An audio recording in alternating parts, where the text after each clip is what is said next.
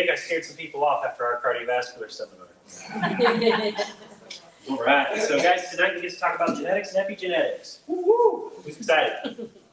All right, show of hands. Who here was taught that your health outcomes are because of your DNA? Yeah, most of us were, right?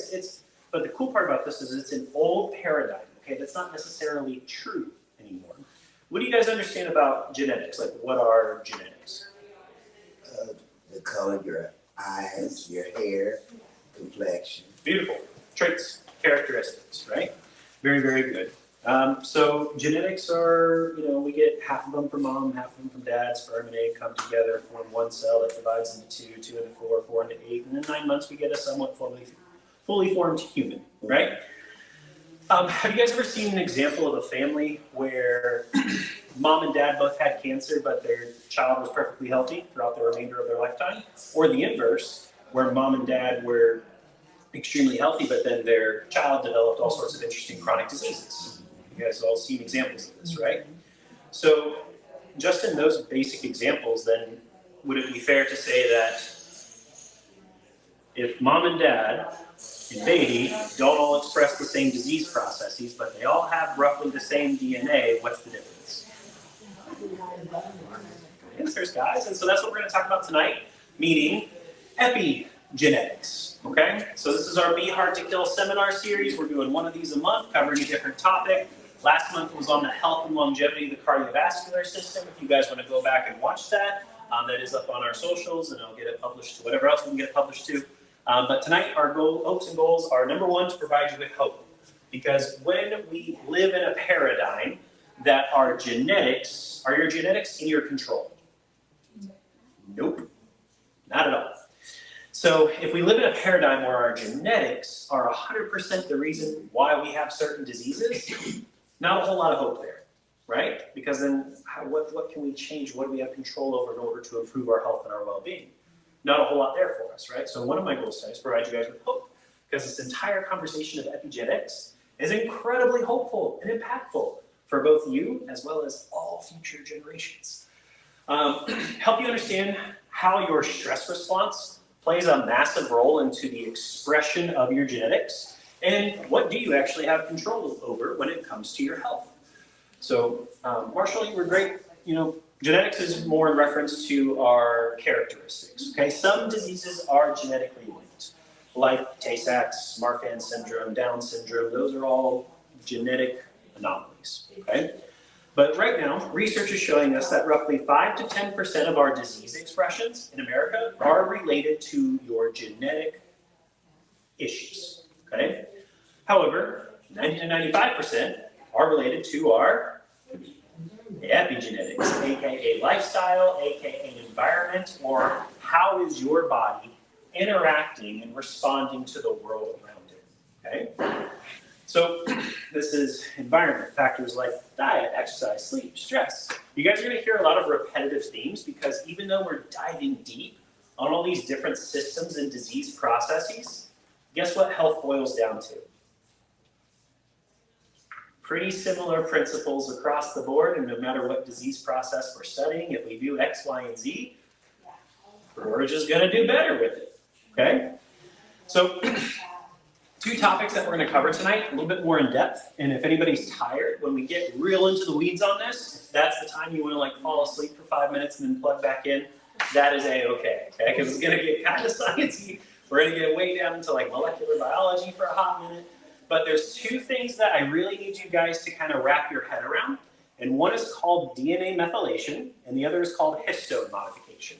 It's okay if these words are completely foreign to you, because that's what we're going to be covering tonight. That's part of the information that we're going to impart to you.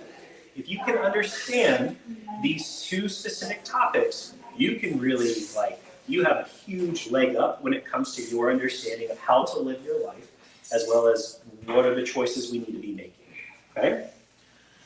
So, Marshall, again, like you said, genetics are traits, okay? But have we ever wondered why somebody with bad genes lives a long, healthy life, while others with good genes can suffer from chronic diseases? And the truth is that genes are not your destiny.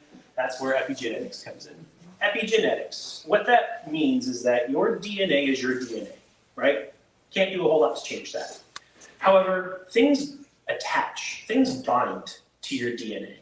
And how things bind to your DNA affects how your genes, your DNA, shows up. Like, let's say I have a code on something in my DNA that says I am genetically 50% more predisposed to get lung cancer. If certain things don't attach to that gene, I'll never get lung cancer. If certain things do attach to that gene will express itself, and I'll get lung cancer. So there's these different things that bind to genes, and they're kind of like light switches. Turns things on, turns things off. Okay, and these are all in reference to your epigenetic factors. So your genetics is more like your hardware, okay? Anybody ever grow up with like the old Macintosh computers? Yeah, those were super cool and fun, just like this massive box, and you have like 2 programs you can run. But the hardware is the hardware, you can't do a whole lot with it, right? As technology's advanced, we have better hardware, right? But how often do we have to update our hardware versus how often do we update our softwares? Like how often does Microsoft release like a new update? And we have to like download, update, and then things work differently, right? The hardware didn't change inside the phone, but the processing system changed, correct? The same is true of your body. Your hardware is your hardware, your DNA is your DNA, but we can upgrade our softwares. And we can do that through epigenetic expression. So genetics, a really good way to think about this is stem cells. Stem cells are kind of like all the rage because they work and they do really cool things for the body. But when you have a stem cell, you can turn a stem cell into any cell that you want to in the body as long as you put the right stress on that cell, okay? However, so Marshall, let's say we wanted to regenerate cardiac tissue, okay? This is totally theory, but if we injected stem cells into your heart and created the right environment, those stem cells would turn into heart tissue, right? Is it ever possible for us to turn a heart cell back into a stem cell? No, because the cell has already been differentiated. It's already been given a job to do in the body, okay? Now, the cool part about this is this works similar to your genome. DNA can change its expression based upon the stress being applied to it in your environment. Stem cells can turn into any cell in the body as long as we put it in the right environment and put the right stress on the cell to differentiate or turn into something different. Does this concept kind of make sense to you guys? It's cool. Like when they said, we need to put a stent in your heart to help it blood flow better. Yep, kind of. So genetics, again, is not destiny. They've done multiple studies on genetically identical people, twins, and as you follow them over their life cycle, based upon how they live and what they do, they express different diseases over their lifetime, right? If twin A exercises like a madman, prays, meditates, gets good quality sleep, goes to the chiropractor, eats good quality food, and twin B does the exact opposite of all those things, do we expect them to have the same disease processes? No. No, right? Even though they're genetically identical people. They've also done a really cool study where they took identical twins, they physically shot one up into space, out of our atmosphere, and they brought him back and they remapped his genome. It was different than when he left. And one was taller than the other. Yeah, right? So kind of crazy. So if we change our environment, if we change the stress being applied to our body or stressors, then we can change the expression of what our genome is ultimately, in a nutshell, what we're talking about tonight. So again, epigenetics is like turning a light switch on and off. Epigenetics is the software that we can update through various wonderful health practices.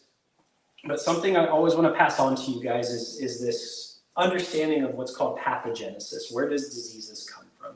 Okay? Because DNA is DNA. If our body is placed under a high load of stress, what does the body do with that stress? What happens when you're stressed out? Inflammation. Nice. Yeah. So in a high inflammatory state, inflammation is very good for the body. We need inflammation. Inflammation is necessary to coordinate functions and to help our body to heal and recover. Well, what happens if that stress response and that inflammatory response never shuts off? Get worse and worse. Gets worse and worse, and then what sort of diseases show up? All of them, right? That's exactly right. So I really like, it can really be that simple, guys, of chronic stress applied to the body equates to a chronic inflammatory load, which is going to affect your genetic expression, and it's going to show up with various diseases. Okay? So, really cool studies. They took the BRCA and BRCA2 genes. These are genes that are in women, and they are tumor suppressing genes, meaning you have a BRCA gene. It is supposed to be inside you because if it turns on, then the probability that you get cancer, breast cancer, goes way, way, way down. If that gene is inhibited, then the likelihood that your breast cancer goes up pretty significantly. So these genetic mutations increase breast cancer risk by 45 to 65%, but lifestyle factors like diet and exercise can reduce that risk by 25 to 30%. What we're going to talk about a little bit more tonight that I want you guys to wrap your head around is what turns these things on and off. Okay, we understand that there's this big term, epigenetics, and that influences how things turn on and off, but how does that actually occur? Okay. We have these various stressors in life. Stressors can be physical in nature. Everybody give me an example of physical stress. Yeah, right? That's why you get stronger. Right? When you lift weights, you put stress on your muscle tissues. It rips the tissue, and then the body repairs it, and it makes you stronger. So that way, when your body faces that stress again in the future, they can do it better, right? But we have chemical stressors too. That's what we're going to spend a lot of time on tonight, because this is greatly impacting what's called methylation and histone production, which we're going to talk about in depth. Give me an example of chemical stress. MSG. MSG, drugs, both recreational and dangerous. Pharmaceutical. Okay. What about mental emotional? Give me an example there. Gas. Yeah. Taxes. Yeah. We're all about me taxes. Life, just life, right? Family, finances, relationships, turn on the media, turn on the news. Like, the cool part is your brain doesn't differentiate between portals of stressors. Similar processes occur no matter if you're facing a chemical stress, physical stress, or mental emotional stress, which is why we have a very high burden of stress. And it's like, well, man, I really need to figure out how to de-stress. So stress in the body is regulated. What happens when your body goes through a stress response is something happens called an HPA axis. This is how your body works through a stress response. Stress first is perceived, okay? Meaning your brain is thinking, hey, I'm stressing out, right? Anybody go through any of our metabolic programs and do what's called Coca pulse testing? Not yet? Okay. So this is a way, so Coca pulse testing works by you put food in your mouth and you start to chew on it. The enzymes in your saliva and the receptors in your teeth, once those things start to interact, because this is how our body tells us if we're being poisoned or not, your pulse pressure will start to spike, even before you swallow the food. So you can actually test yourself for food irritations and food sensitivities by looking at your pulse rate as you interact with food, which is kind of cool. So your brain is the first thing that perceives stress, okay? And it's happening in the hypothalamus. Your hypothalamus is grand central station. All data, whether it's visual or sensory or vibration, all data passes through hypothalamus and then goes to different parts of the brain for like various checks and balances. So everything that ever happens to you has to pass through the hypothalamus, okay? If the hypothalamus is receiving stimuli or information, it's like, this is not a good situation to be in. Then that is going to pass information to your pituitary. Your pituitary is a little gland that lives up in your brain. It's right inside your sphenoid. Your sphenoid is a biaxial bone that we can actually work on, which is kind of cool for cranial structures, specifically in infants, and influence that gland. But the pituitary gland releases all sorts of cool hormones. But the pituitary gland will release something called corticotropin-releasing hormone, which is then going to go down to the adrenals, and your adrenals produce things like adrenaline and cortisol. Everybody knows cortisol. Cortisol is our stress hormone. If we have a whole lot of cortisol, what happens in our body? Stress, inflammation, and disease. Yes, nice job, okay? So elevated cortisol levels, though, cause something called DNA methylation. Any organic chemistry people in here? Yeah, I know, right?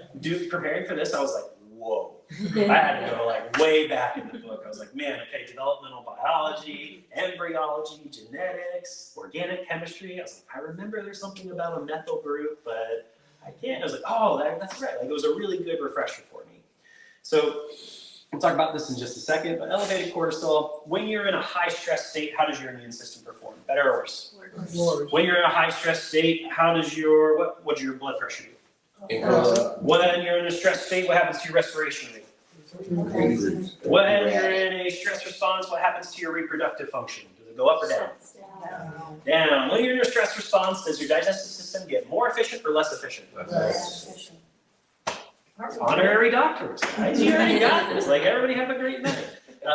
So we all know how stress impacts these different systems of the body. But again, that chronic stress mechanism, if we don't shut that thing down or turn it off or get the brain back to a rested state, then all these various systems are impacted.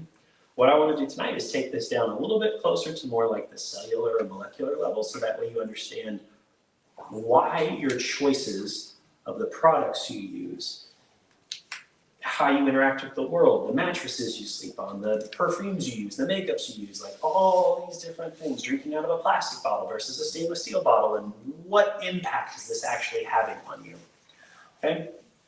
So, interesting study. McGowan et al., 2009, suicide victims with a history of childhood abuse had epigenetic changes in cortisol receptor genes. Kind of interesting. So we're going to talk about transgenerational stress tonight too, and early childhood stress, because both of those things impact your body's HPA axis and what's happening at the level of your DNA. Transgenerational stress, meaning if grandma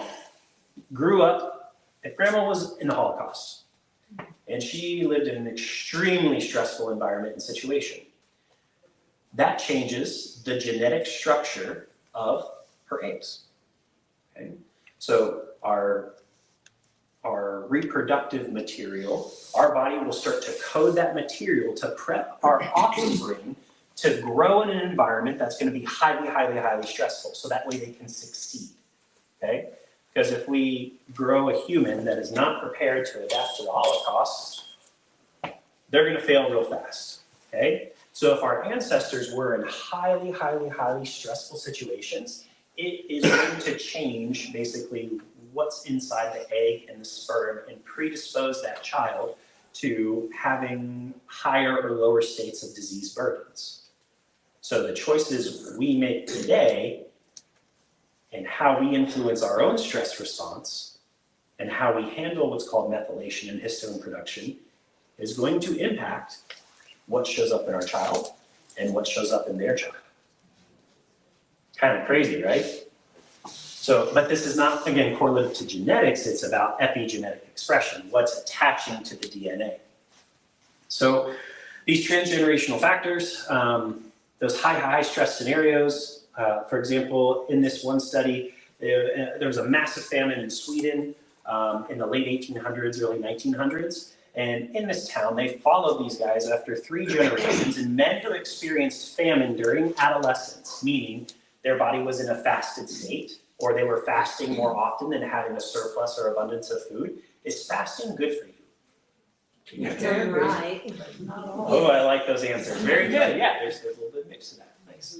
But individuals that were part of this famine, men, grandsons, so 2 generations later, had significantly lower cardiovascular disease rates and increased lifespans.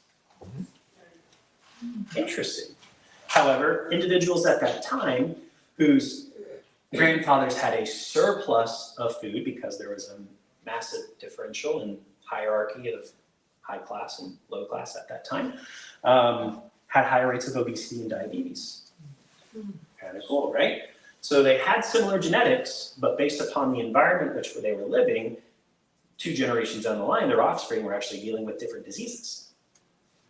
Kind of cool, right? And it's going to come back to this understanding of what's called methylation and histone production. Okay? So transgenerational stress and early life stress. Affected brain regions are going to be the hippocampus, amygdala, and prefrontal cortex. These are the parts of the brain that you use for like mood, regulation, executive decision. These things don't develop until a little bit later in life. However, epigenetic mechanisms, increased methylation of glucocorticoid receptor genes cause, meaning the genes that interact with our cortisol, if they get inhibited, if they get turned off, then our HPA axis is going to be turned on all the time, or it's going to be more sensitive. meaning predisposing us to being in that chronic stress-induced state, causing a higher inflammatory load, which is going to increase the likelihood that we in life, as we interact with the environment, have poor cognitive function and have higher rates of anxieties, depressions, and PTSDs. Okay? Cool studies in rodents. Male offsprings of stressed mothers showed increased DNA methylation of stress-related genes. When something gets methylated, guys, it gets inhibited. It gets shut off. A methyl group is a carbon with 3 hydrogens around it, and it gets attached to one of your pieces of your DNA, and it shuts it off. It doesn't allow it to be expressed, to show up in your life. Okay? So if we don't put a methyl group on something, then that DNA is going to be like, hey, I'm here to party. Everybody come hang out and see what I'm doing. Okay? Because of that, these offspring also had increased cortisol release and anxiety-like behavior. Crazy study they did on a pregnant female mouse. Every time this mouse went to drink water, they would electrocute her. And then they would, I know it's awful, right? And then they'd map the stress response in the brain. So they'd see basically the parts of the brain that lights up, and then they'd do like an MRI to see if there's structural changes in the brain. And then they bred that mouse. Do you want to guess how many generations down the line it took before her offspring could interact with water without having a stress response? 3. 5, Times 1. 6, 9. 14. Wow. Because of her environment and being electrocuted every time she went to drink water, which is necessary for life, she passed on this epigenetic predisposition of having a chronic stress-induced state when any of her offspring interacted with water. Crazy, right? 14. 14 generations down the line. So, I mean, it's kind of crazy. The lifestyles that we are living are truly making have significant implications on what's going to happen in the future. Okay. Human implications. Offspring of the Holocaust survivors, children and mothers with PTSD, show similar stress-related epigenetic changes. Transgenerational epigenetic markers may explain inherited trauma and resilience. Really interesting study. They were looking at like mechanisms of abuse, like if a child was repetitively, because when someone abuses a child, typically they don't hit the face because then they get found out, they usually hit the abdomen. My first specialty is in pediatric neurodevelopment and perinatal care, so I know a lot about babies and kiddos. But individuals that have that, it's not atypical for their offspring to develop stomach cancer.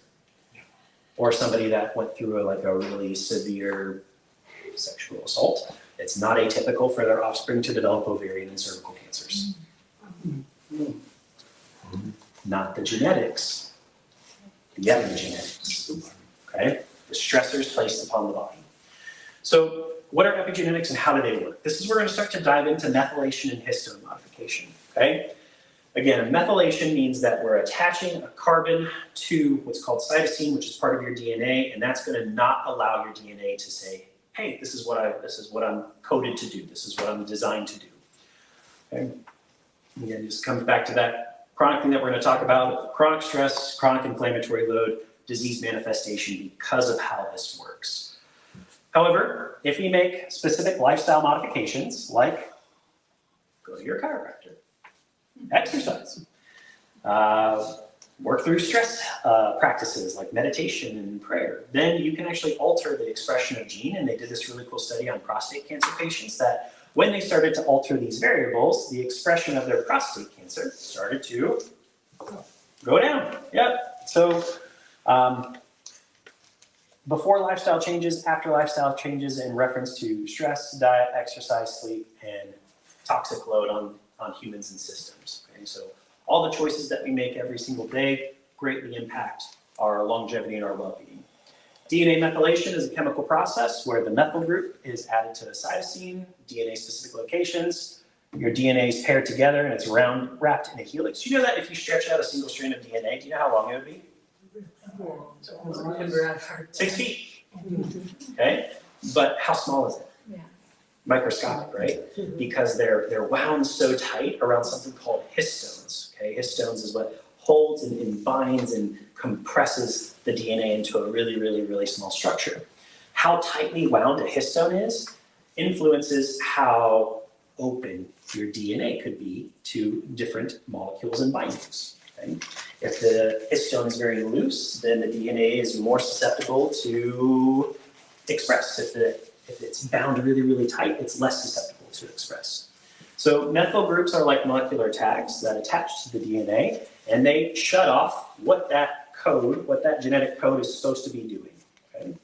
So we talked about the BRCA gene a second ago. It is a tumor suppressive gene.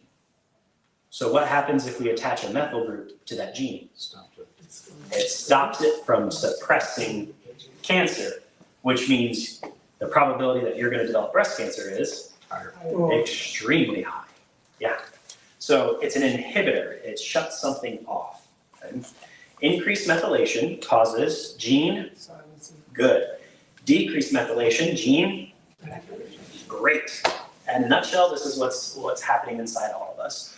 When we have normal, healthy methylation, this turns genes off that shouldn't be active, like cancer-promoting genes, because some people are coded or more genetically susceptible to develop certain cancers, which is why we want the body to bind methyl groups to it, okay, to say, no, thank you.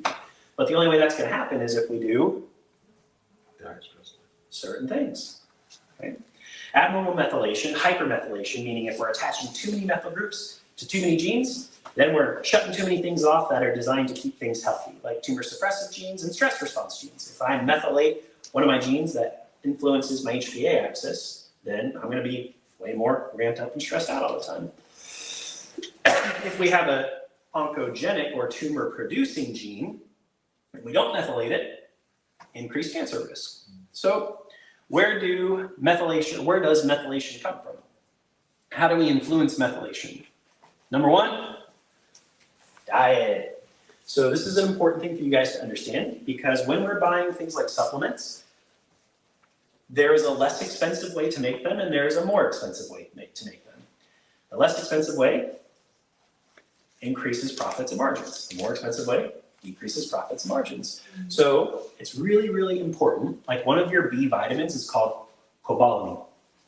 However, the majority of what you guys see, like Nature Made and basically anything that you find at like Publix or Kroger's, does not have the active formulation of that B vitamin. So my body isn't absorbing it. You have really expensive B, right? Versus if you buy a B vitamin that has methyl in front of it, it's more available to your body, so that way you can use more of it. Okay, so this is a really important thing to understand. So things like folate, methyl folate, good. All your B vitamins, including B17, which is a massive cancer suppressor, which is not included in like 99.999% of the B vitamin supplementation you can get, but the food that you can get that from is your organic apricot pits, which organic apricot pits have significant anti-cancer properties because of B17. the seed inside the pit, not the hard pit. Yeah, because of having a large amount of B17. Okay. They've actually done really cool studies on this. If anybody watched the shows about blue zones, like people in the world that live the longest and have the best expressions of health, there are certain populations around the country or around the world that apricot pits are like a normal part of their staple of their diet, and their cancer rates are like nil. Back in the 80s, it was called Laetrile. So. Laetrile? Laetrile? Yeah. Okay, stress. Chronic stress increases methylation of cortisol receptor genes, meaning it's just going to keep a plethora of cortisol out in the system, which is going to increase anxiety, weight gain, poor sleep. Toxins, BPA. Everybody familiar with BPA? It's basically in the lining of everything in every aisle of the grocery store. Okay? Any canned products, anything wrapped in plastic, and if you heat that plastic up, it increases the concentration, but BPA just trashes your methyl responses, specifically to tumor and cancer suppressive genes. Okay? Exercise. If somebody eats a carrot cake and doesn't exercise, and somebody does eat a carrot cake and exercise is going to outperform basically everything. Okay? You gotta be able to you have to invest time and moving your body because it has just systemic health benefits across the board. And then sleep, you can't have more than 2 nights of disturbed sleep without having a severe consequence to the cardiovascular system. So good sleep practices are a must. And we're actually going to talk about sleep here in just a second because it's going to be kind of surprising to you on flame retardants.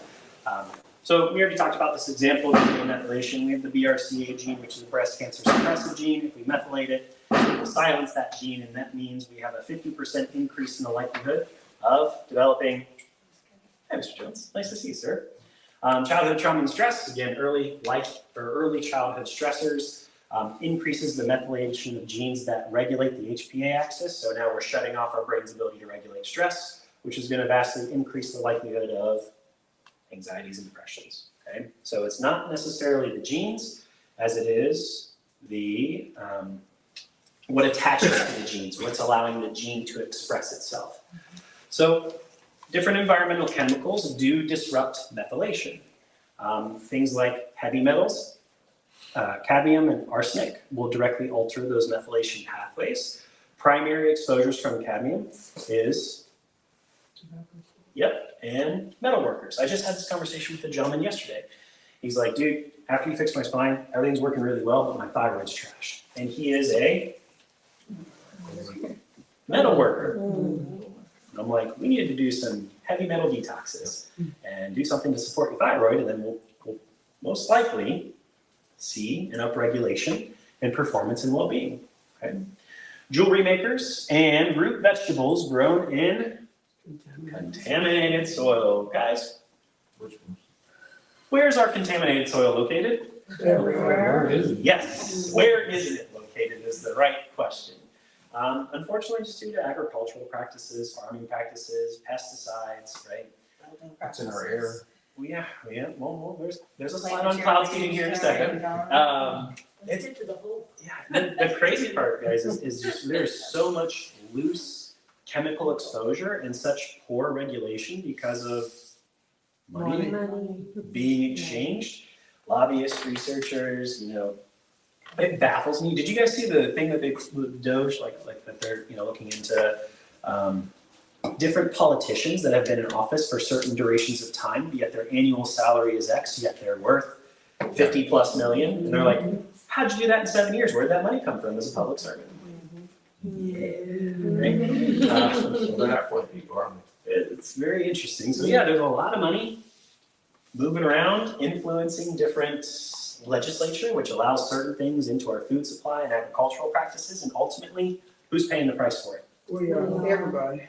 Yes, we is, right? and we're not just paying the price for it now. All the stuff that started back in the 50s and 60s, that's why we are in the state that we are in, and has it gotten better or worse over those last 50, 70 years?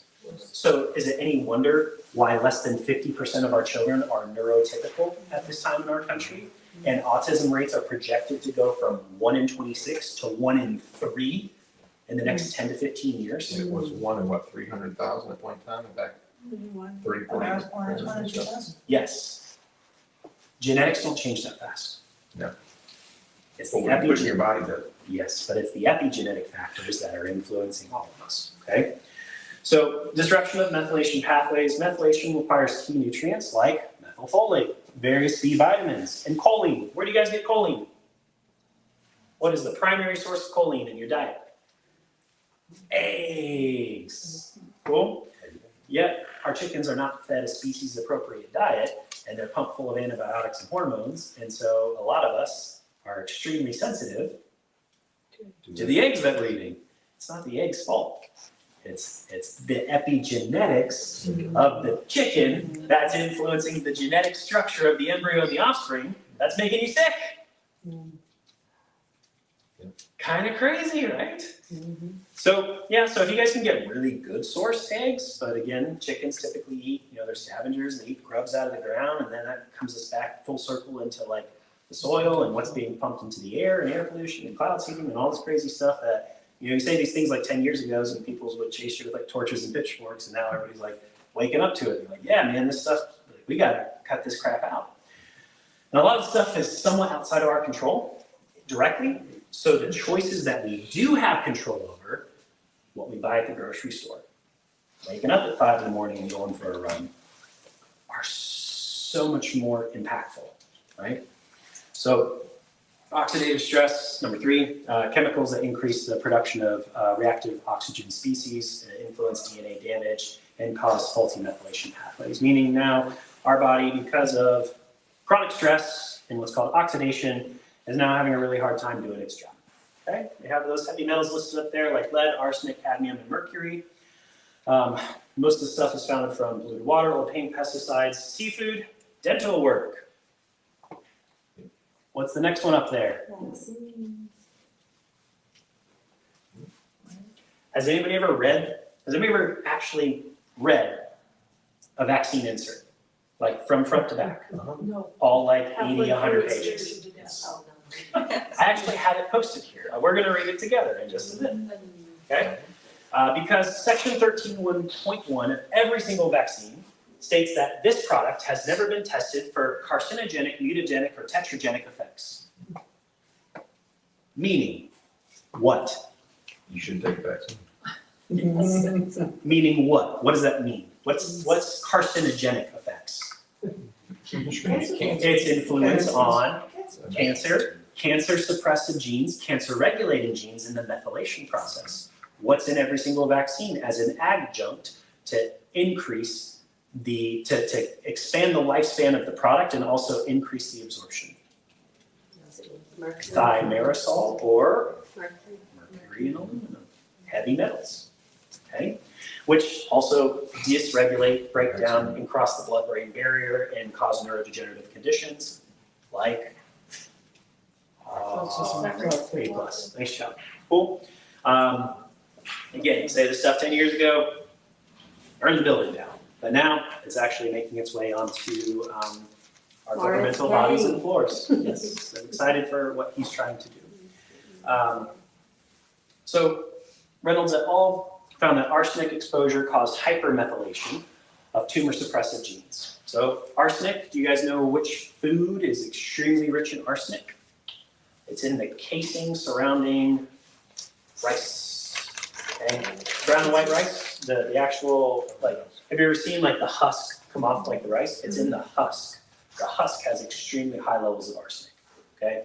Wild rice, a little bit different than brown and white rice in reference to arsenic levels. Okay, so you want to be careful on where you're sourcing your rice from. Cool. Pesticides like glyphosate and organophosphates. Everybody should know this one because there was a massive class action lawsuit around it. Glyphosate, we know, causes what? Lymphoma, right? At extremely high rates, and yet that is the primary chemical ingredient in what favorite pesticide? Which is sprayed on what? Everything. Vegetables and fruits specifically, okay? Incredibly high in, you're either gonna pay the farmer for good stuff or you're gonna pay big pharma later. Okay? And the farmers get infected too. Yes, they do. It depends on who's sourcing their seeds and have the seeds been genetically modified. Yeah, it's, again, when you start to dive down this rabbit hole, it blows your mind, okay? Natural flavors and artificial dyes in non-organic foods. We know that all artificial dyes cause a breakdown of neural tissue. They actually quantified this for the first time in history last year. It's a 30, I forget the unit of measure. I'm gonna say milligrams, but that might be wrong. It was 30 milligrams, micrograms. Again, I don't remember the unit of measure. It was mg, and it was mg at the end of it. Will cause your nerve tissue to die, okay? Yet, then they mapped a traditional school lunch, and you know how many milligrams of artificial dyes were in like an average school lunch that is pushed out in like public schools. 1,500 milligrams. And it's like, hey, kids go to lunch and they come back to science class and I'm like, my kids don't sit still. Yeah, right? One of the worst guys is bread, I believe. Yes, but they just took red number 3 out of the supply, but they did give companies 5 to 7 years to make a change. But that's just one of, yeah. Yep. So again, this is just, you know, it's really important that you are an aware and conscious consumer. And there's really cool websites nowadays where you can scan barcodes and it tells you all the crap that's in it. And you'd be like, okay, cool, I'm not buying that one. Let's test this one. So please check out those apps because they are extremely useful. Let's see here. What's that? You go to Europe and Canada and not have those ingredients. Correct. The laws are a little bit different. There are thousands of chemicals that are allowed in our supply that are not allowed in other places in the world. That's why people that are extremely gluten intolerant here can go eat pasta in Italy and have no issues. Yep. Under the brand of natural flavors, there are 100 different chemicals that could be under that brand, including aborted fetal cells. But yeah, so you guys just really need to be conscientious. And even if it says organic natural flavors, it's like, you know, if you're buying applesauce and the ingredients don't say apples in water, you probably shouldn't put it in water, okay? Epigenetic effects, so these pesticides, again, alter methylation, meaning the suppression of certain genes. We want to turn certain things off, like neurodevelopmental genes, which are going to increase the likelihood of your genome expressing ADHDs and autisms. Guess which baby foods have the highest tested levels of glyphosate? Gerber. A+. And those little pops that you see, like the little pink pops that, you know, they're everywhere. Do you know which two cereals test highest in glyphosate? Cheerios and Quaker Oats. And think of the sugar in the other ones. Yep, and that we're not even talking about sugar now. We're just talking about pesticides, right? When you combine pesticides with sugar, they really get some fun stuff to happen inside the body. So, I'm not going to try that one. Found that glyphosate exposure during pregnancy caused epigenetic changes, leading to obesity and reproductive issues in the offspring. Guys, how many reproductive issues are we seeing nowadays? Lots. So many. Studies have shown that there is a significant amount, over 200 plus carcinogenic chemicals in fetal cord blood, meaning in the umbilical cord, right? So how soon do you think we should really start to implement health practices? Right now. Yesterday, right? But really, like, as quickly as somebody comes out. Yeah. And if we can get moms before conceiving to start to make some of these changes, then the epigenetic expression on their ovums, their eggs, are literally going to build better offspring. And they won't have the same challenges that we're facing today, not because the genetics are different, but because the expression of the genetics are different, because we're reducing this gross burden on the body from all these various aspects of stress, physical, chemical, and mental, emotional. Birth's a great combination of all three, right? It's a very physically demanding process. There's, 30 pounds of rhythmic pressure applied to the baby's head and feet, depends upon what position they're in, right? If I stood behind you, Marshall, for 12 hours and put 30 pounds of pressure on your head and neck repetitively, would you be super happy with me? No. No, you would not. You're like, dude, I got a wicked headache. I'm like, yeah, I know. But yet babies come out and they're like, oh, they're perfect and there's nothing wrong with them. It's like, no, they have. 80 to 90% of all newborns have a mechanical issue, a cervical sprain strain injury between head and neck. And this starts to influence suck, swallow, latch, head position, control, which ultimately is going to influence how information gets to the brain and pediatric neurodevelopment. So that's why my first specialty is in pediatric neurodevelopment. Love taking care of kids, because if we are trying to get to the root cause of health concerns and we want to create a shift in health, we need to start, not that I don't love caring for adults, yeah, but we've got 5, 6, 7, 8 decades of wear and tear, plus whatever happens transgenerationally, right? If we want to start making changes, we really need to start with the little people and start to build them up and teach them better practices so that way they, as they prepare to become fathers and mothers, can start to change this trajectory of what we've done to ourselves through environmental load. Let's hope some technology comes down the road too. Yeah, that'd be cool. Okay.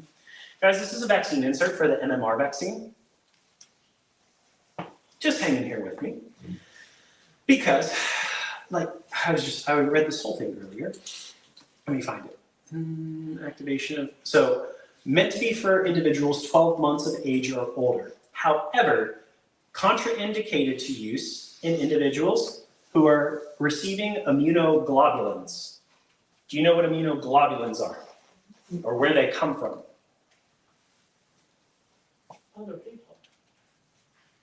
Breastfeeding. How many infants are still breastfeeding at the age of 12 months? Not a lot. Not anymore. My daughter did, she went You through say it. we breastfeed our kids, but we breastfeed all of our children. Wait, hey, I'm there too, okay? I'm part of that process. I just go for the fun stuff, and I'm there changing booties. So like some children breastfeed to the age of 2. But when we induce this, because immunoglobulins come through the expression of breast milk, that's what helps build the microbiome, the competency of your immune system. But we're giving this to 12-month-olds. Contraindicated, right? And then if we come down here, dosage and forms and strengths contraindications, contraindicated to be used in pregnancy. However, where does it say? Somewhere in here it says, give to pregnant women. Yeah. Kind of blows you away. And then section 13.1 of every single vaccine in the insert will say, this product has never been evaluated for carcinogenic, mutagenic, or if you find the right one, it'll say tetragenic effects, or how it influences DNA and DNA expression. Every single one. RFK is the only person in the last 30 years to successfully, there was a Supreme Court case on this, to successfully prove this and say there has never been an effective study in the last 30 years, or a double-blind placebo study, or how this stuff interacts with kids or pregnant women. If you can look at the Amish community though, they'll tell you right there, they don't take vaccinations. Yes, and their incidences of autisms and cancers are 0. pretty much. We have air pollutions, so if we start to get a little more spacey and talk about things like cloud seeding, which is a real thing, you can give it a Google, there's a patent on it. Basically things that we spray up into the clouds in order to influence how much rain and snow that we get, to alter weather patterns, to grow more food. Like this is a normal process that's been around for 15, 20 years now. Cloud seed was back in the early 1900s. Cool. So it's been around a long time, but basically we're trying to manipulate the weather to influence our environment, and we're doing that typically through, it's an iron-based, it's heavy metals basically, to cause more accumulation. But this influences methylation, and influences histone modification. Flame retardants, or PBDEs, found in furniture, electronics, and building materials. Mimic thyroid hormones, so they disrupt the endocrine system and cause developmental issues. Guess what furniture you spend, sometimes with no clothes on, for 6 to 10 hours a day? Mattresses are blasted with flame retardants. They're required to, by law, because if somebody falls asleep, their house doesn't burn down. That was the excuse that you used. However, most of us sleep, in more limited clothing, right? And so, does your skin absorb things? Yes. So what do you do? You buy a mattress that isn't blasted with flame retardants. Those, okay. So Avocado. I thought you were saying that. Avocado is a mattress brand that doesn't blast the mattresses. Yes, we bought one a while back. These are heavy mattresses too. I believe so. I Yep. believe there's something. But we bought an avocado mattress I think right after we got married. Like on the internet? Or, Yeah, super comfy. But so just trying to reduce. When we started popping out babies, my wife got like real. We gotta burn this down. Get this out of the house. If I spray this perfume on me, we get my baby cancer. She's not wrong, but I was very thankful that we started these changes. But this is why, guys. This is what the data shows. Okay, these flame retardants affect brain developmental genes, causing lower IQ and increased risk of autisms and ADHDs. Zhang found that PBDE exposure caused hypomethylation, meaning not enough shutting down of thyroid receptor genes, leading to thyroid dysfunction, or an overt, so hyperthyroidism. Alcohol and tobacco, cancer by the ounce. Direct exposure through consumption and secondhand smoke impairs methylation, because alcohol impairs your and your liver. And your liver is incredibly responsible and impactful for the formulation and utilization of your B Vitamins. It's very resilient, but you keep on bombarding it. It is, and it can repair itself It in repairs itself. miraculous ways. Amazing. Dandelion root tea, extremely beneficial for that. Okay, and our liver also stores typically a lot of parasites or liver flukes, and you can help yourself get rid of those things by doing, hold on to your seats, coffee, Enemas. but you have to be careful what coffee you use, okay, because coffee is also filled with a lot of mold and mycotoxins. So there are specific, I know, crazy, but they actually did this back in World War II, and there's really cool literature on it. They used it as a pain suppressant response, but the vasculature of your colon directly is upregulated to the liver and the hepatic pole. So that's how it works. Okay?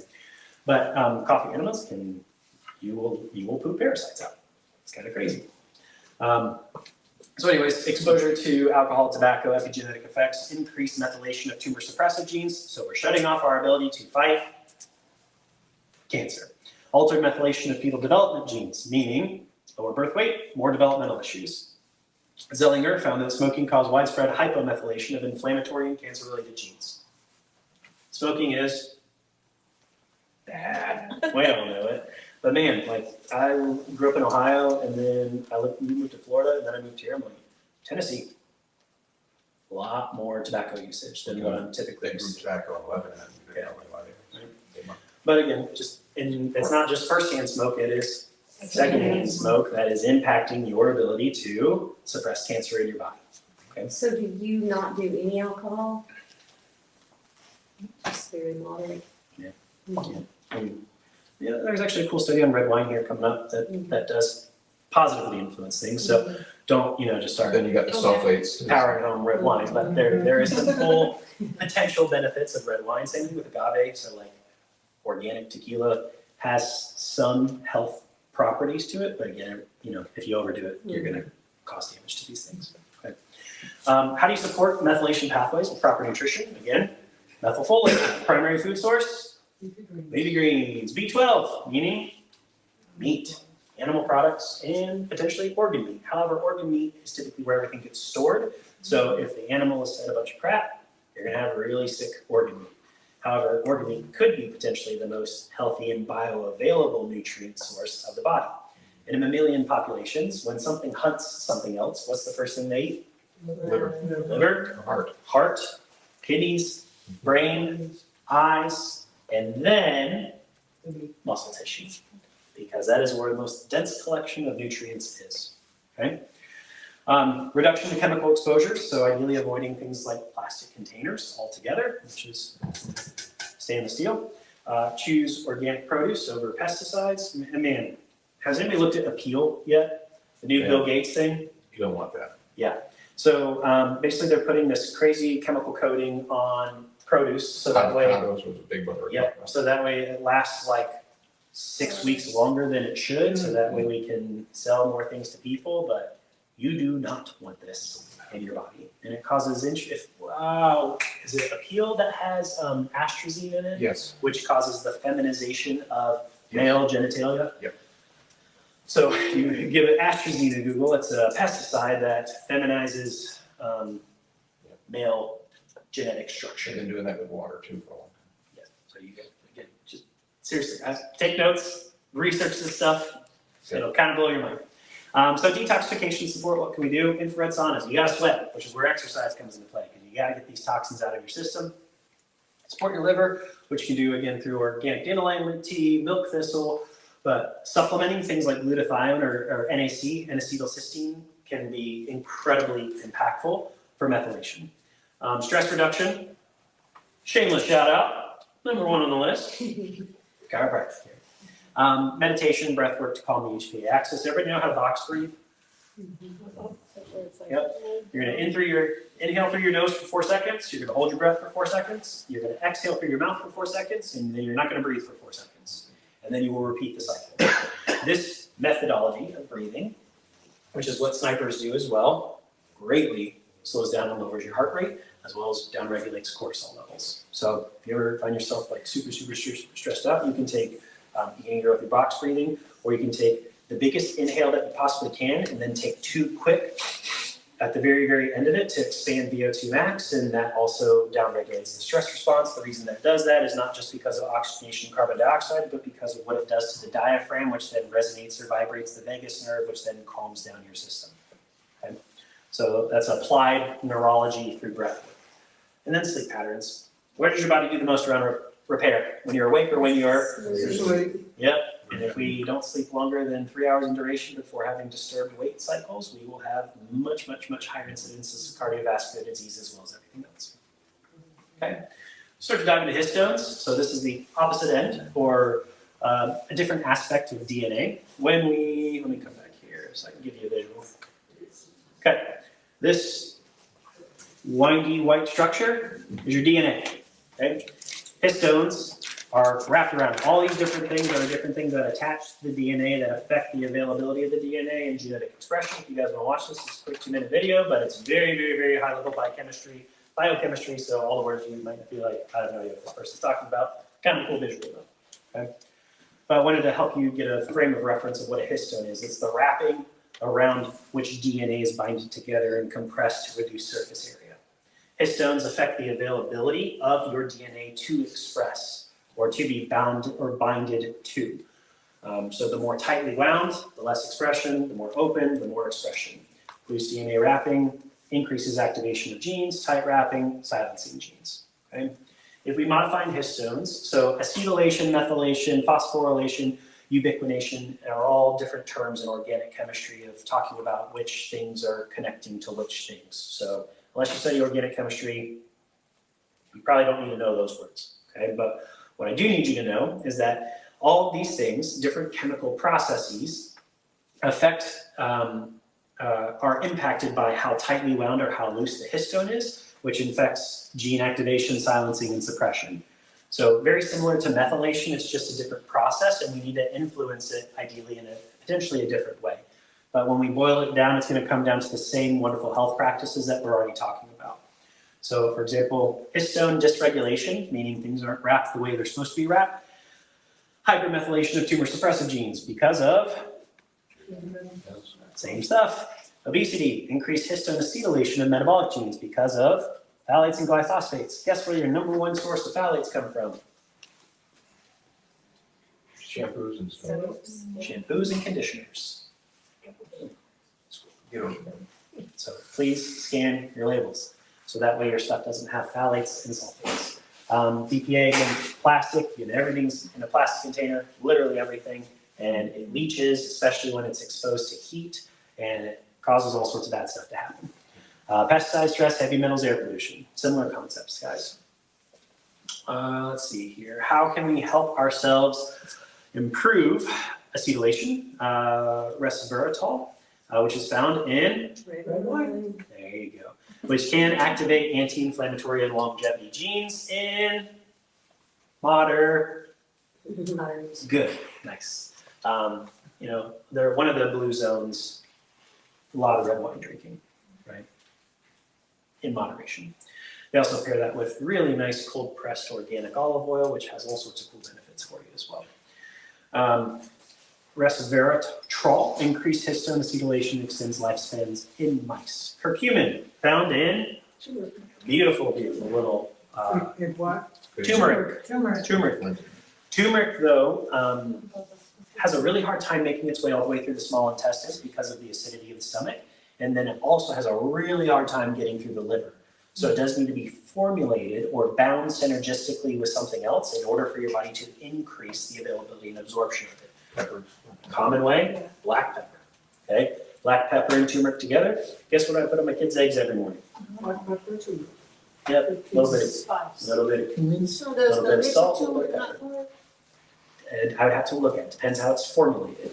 But if it's not formulated correctly, you're going to be absorbing very, very, very, very little of it. Very little of it will make its way into the bloodstream because it has to pass through the intestines and the liver first. Okay. But curcumin or turmeric has all sorts of cool benefits to it, but really activates anti-inflammatory genes. So it inhibits something in order to activate something else. Cool study from Journal of Biological Chemistry. Curcumin increased acetylation of tumor suppressive genes, meaning it makes them work better. So Taking turmeric down-regulates cancer. Sulforaphane, found in broccoli and cruciferous vegetables, inhibits one of these processes that increase tumor suppressive gene expression. So all these different things that we're supposed to do every single day dramatically influence how our body can detox and regulate itself. Green teas also help improve that process, but just like with coffee, tea leaves in general in nature are going to decay, right? So usually to stop that process, we have to blast them full of shelf stabilizers and pesticides. So you gotta be careful on which teas you're buying. You guys wanna know which tea brand is the highest in pesticides? Nice job. Also watch the bags too, sometimes the bags are not good. Yep, What was the brand? Lipton. Oh, Lipton. Lipton has the highest pesticides. Garlic, my grandfather, Grandpa Simon, was diagnosed with, I can't remember the cancer because I was very, very young, but I swear to you, the man literally wore a garlic necklace and 8 cloves of black garlic, and guess what? Cancer-free. Dude lived to 103. Garlic is amazing. Yep, 103, and only took 1 blood pressure medication that he was prescribed when he turned 97. World War II vet, I started eating garlic. start crushing some garlic. Organic garlic. Mixed with some organic cold pressed olive oil, and you got some really cool Not in things. the jar. No. Did you say No, you no, had no. cancer and then you did that? Okay, so. Also be careful how you store your garlic in the refrigerator too. How do Now, you do you that? said black garlic? Black garlic is a little bit different, and it has more anti-cancer properties than white garlic. Most of the white garlic that we get is sourced from a different country, and actually, I think it's bleached. I think the garlic is literally bleached in order to get it to be shelf stable and last longer periods of time. Balancing histone methylation, so natural ways to do that. Again, you're going to come back to similar things. Folates, my brain. Betaine, found in beets, spinach, and quinoa. Quinoa is the only sprouted grain that has a full complex of amino acids as well.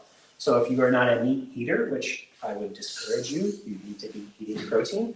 Quinoa is a great way to increase your available amino acids and your protein consumption if you are more of like a vegan vegetarian, okay? However, these things increase methylation of stress response genes, meaning by eating those foods, we get better at adapting to stressors.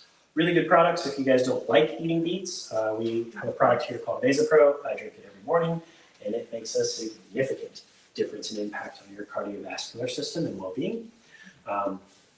Also, from a consumer standpoint, there's a product called Super Beets. It's very, very popular. I haven't dove into the formulation of it a whole lot, but I do have some individuals that just take that, and we do test the nitric oxide levels, and they test pretty good. So I think it does work, but I'm not quite sure on the chemical makeup of the product, okay? How can we continue to encourage proper histone phosphorylation? Magnesium, omega-3 fatty acids, found in, well, ideally healthy fish, not farm-raised, ideally wild-caught, but with what we're pumping into the ocean, that's getting a little bit more challenging. Nuts and seeds, Brazil nuts, you want to kind of stay away from your peanuts and your cashews. They're much more modified, blasted with pesticides, much more commercialized, whereas your like black walnuts and your Brazil nuts have way better health properties and have a much better balance of protein to carbohydrates. Your peanuts and your cashews much higher in carbohydrates than proteins. Okay, so you're getting a lot more sugar than you are protein. And Brazil nuts have selenium, which also fights cancer. Yes, and Brazil nuts also have selenium and a zinc in them, which are also very beneficial for your diet. What about pecans? Say it again. Pecans? You can. Don't know how to handle that one for you because everything's packaged in a can or in a plastic bag.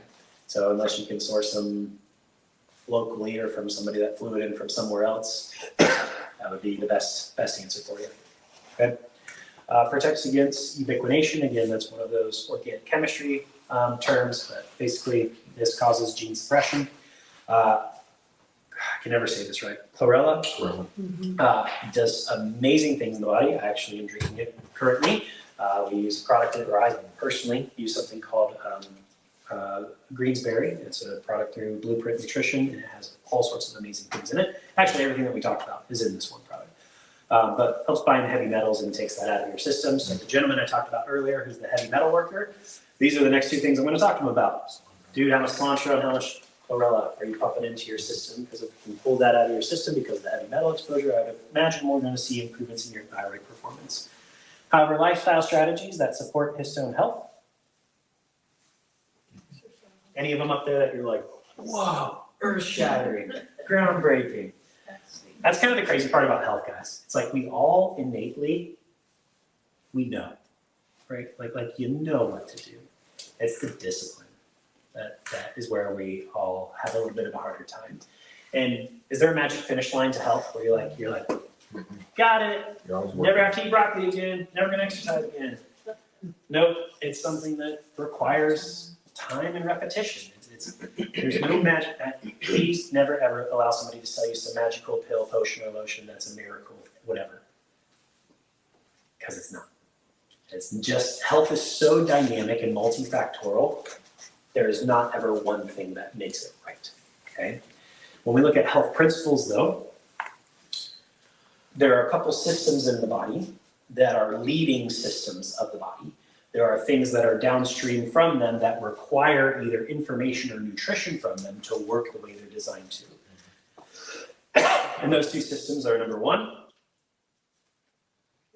your central nervous system, nice. And number two, your digestive system.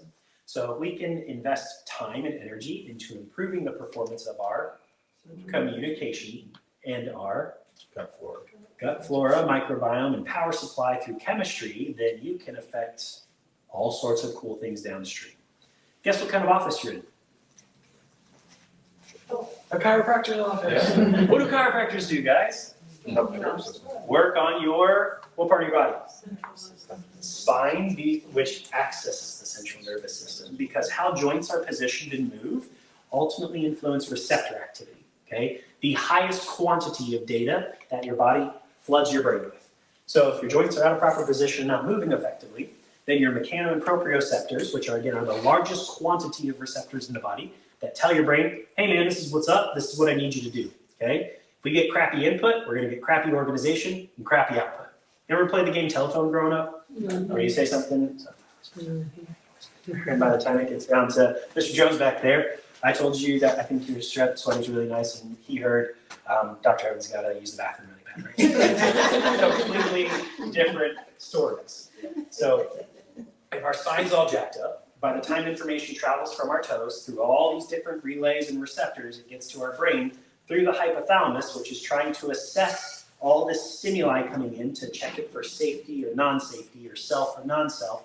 And then that pumps out the HPA axis, then you're going to be in that chronic stress response. So that's why people who get adjusted within 20 minutes, if you can measure this in your blood chemistry and your saliva, your biomarkers for stress, that's why after you guys get adjusted and you walk out the door and the sun's out, and you guys are like, they're like the nicest people in there. Why are they so nice all the time? Like, it's because we get adjusted, man. It's very well-regulated individuals because we have a very healthy HPA axis, because every time you get adjusted, boom, you reset that stress response, which now is going to influence histone and methylation across your body at a DNA level.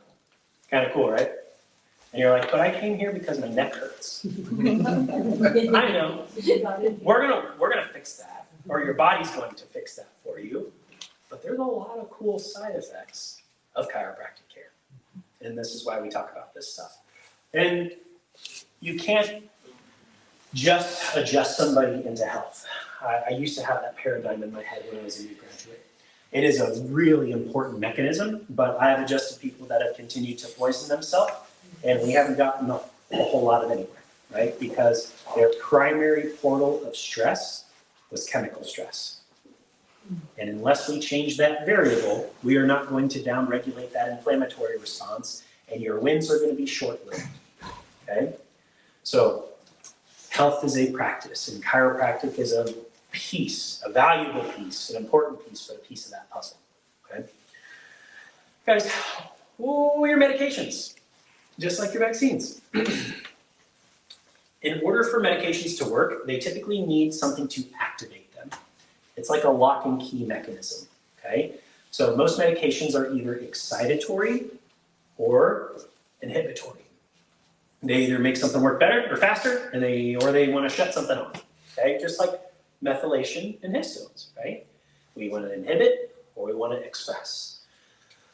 Various medications, because they need to use things from your body to be activated, like let's take statins, for example, a statin medication. Statins rob the body of what? CoQ10, which is necessary, vital for muscle function and cognitive performance. So that is why people on statin medications, what's the #1 fastest complaint they have? Doc, my legs are cramping at night. You are depleted of CoQ10. Is your heart a muscle? Guess what it needs? We put people on cholesterol medication to help them prevent what? Heart disease. So sad. High blood pressure medications. Do you see the logic in that? Yeah, because they want money. And if you would like to revisit these conversations, you can check out the longevity of the cardiovascular system. Okay, but antacids deplete the body of B12. Antacids, also acid reflux, is not an acid problem. It is typically the opposite. You are not acidic enough because we don't have appropriate liver function and enzymatic function, which then depletes the body or lowers your hydrochloric acid, which then does not allow for the feedback mechanism to the brain to occur, which keeps the sphincter from the esophagus to the stomach open, and then the acid shoots back up into the esophagus. 99.999% of the time, acid reflux is because you are not acidic enough. There's a really cool book on this called Why is Stomach Acid Good?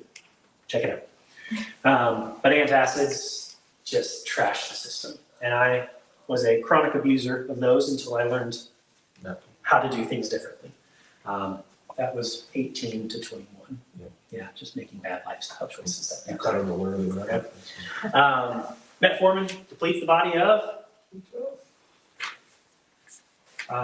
oral contraceptives, deplete the body of all these B's do what? Methylate. They're responsible for methylation, which does what? Inhibits certain genes that may lead you to cancers and diseases. Yep. So guys, what are you gonna do about it? You can do one of two things. And this is typically what we see in our consultations. This is usually like we get to this point in our conversation of like, okay, how can we help you and what do you want? You know, I'm just gonna keep doing my thing and especially pop me a couple times and everything's gonna get better. It's like, nope, we're not that kind of office. We are not temporary pain relief, okay? We want to get to the root cause of your health concerns and help you to repair those issues so that way we can all just have the best expression of life. Because we're all in the same boat, guys, and after doing thousands and thousands of consultations, all of them boil down to basically the same goals. What do we want? Healthy, happy, longevity, independence. Because we don't want we don't want longevity without freedom and time, right? So in order to get to that point, to have that beautiful, magical longevity and that outcome, what do we need to do? Change your lifestyle so you can change your genetic expression. And ideally, if you could do this before having babies, you're gonna start to change the trajectory of your lineage and your legacy, which I don't know about you, but that's super stinking cool. It's a little late for most of us. It's not too late for you to encourage, impart information. If you have babies, then you got grandbabies, and you can start working on their paradigms and frameworks in which they live their life and what they're choosing to do. My kids, my son's in baseball. Every time after baseball game, snacks. And he goes up to her, ma'am, does that have artificial dyes in it?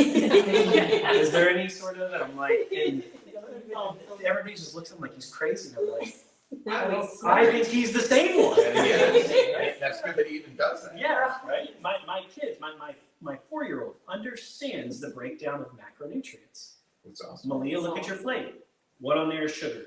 This and this. Okay, what on there is fiber? That one. Which one's protein? That one. What order do we eat food in? This, and then this. Why? Like, children understand this stuff. But do they want to do it? No. But whose responsibility is that? They don't have a prefrontal cortex yet, right?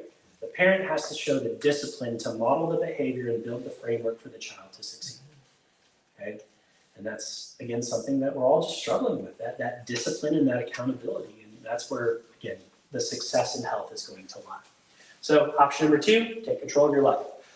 The lives of your future loved ones. Educate yourself. Start to understand these principles of methylation and histone and the HPA axis and neurology and the digestive system, because guess what? Who's ever heard any of this information before? Not a whole lot of it, right?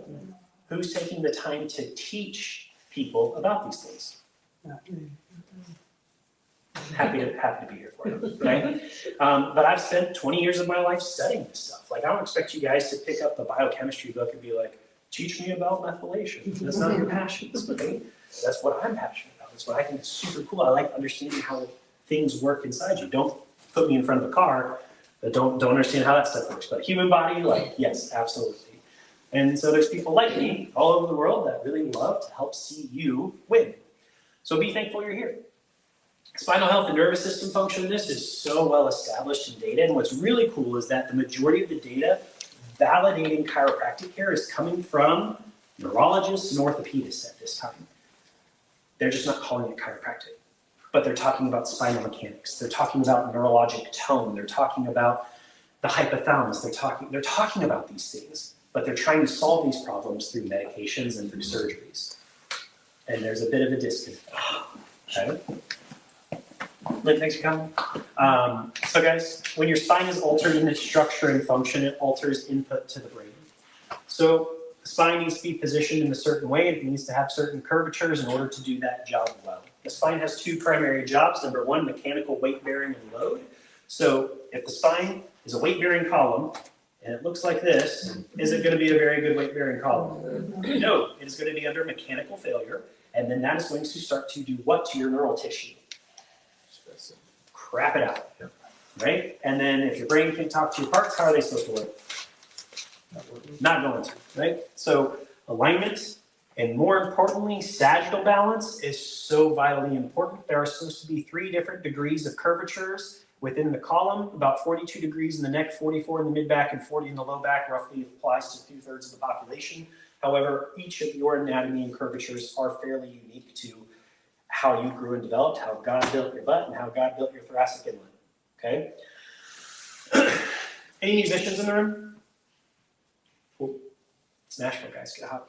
But so if you guys understand the concept of tuning a guitar, if I change how much tension is applied to a guitar string, I'm going to change the vibration of the string. Your neural tissue works the exact same way.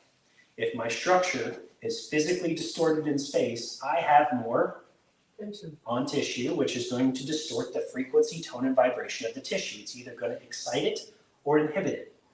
And then the nervous system becomes disorganized, and then our HP axis gets jacked up, and then our body's no longer interacting with the environment in the way that it's designed. And then we're chronically stressed out, which means we're chronically inflamed, which means we're going to be chronically ill because of epigenetic expression. You guys start to see how all this stuff kind of works together? Cool. All right. We're starting to launch various metabolic programs. They've been extremely successful and impactful, and people have been doing really, really, really well with them. So if you guys want more information on that, please let me know. For your attendance here this evening, if you guys want to talk about this further, please, no pressure on this. I can't be there at your house cooking for you and making you do these things.